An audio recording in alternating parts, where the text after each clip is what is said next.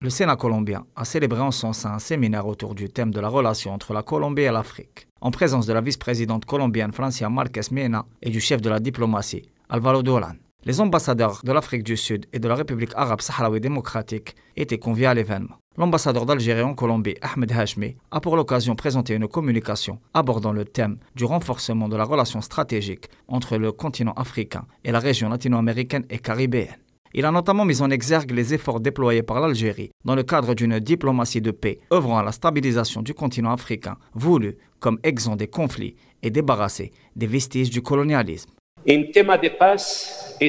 Sur le volet de la paix et de la sécurité, l'Algérie souscrit à l'agenda 2063 pour faire taire les armes sur le continent afin d'atteindre l'horizon d'un continent exempt des conflits et des répliques des vestiges du colonialisme, une Afrique intégrée, prospère, pacifique, dirigée par ses citoyens et qui constitue une force dynamique sur la scène internationale. Le diplomate algérien est revenu sur la relation bilatérale entre Alger et Bogota, en plein développement, et sur son rôle dans la dimension multilatérale de construction stratégique entre l'Afrique et la région latino-américaine et caribéenne. Dans cette perspective, une diplomatie parlementaire dynamique est un élément important, ce qui a été sanctionné par la création des groupes parlementaires d'amitié algéro-colombienne et colombo-algérienne en mai 2022. Dans ce siège, la présidente du Parlement andin et présidente de la deuxième commission du Parlement colombien, Gloria Flores Ynes, avait effectué une visite remarquée en Algérie, à l'occasion de la 17e session de la conférence de l'Union parlementaire des pays membres de l'Organisation de la coopération islamique. L'Algérie joue un rôle pivot au niveau continental,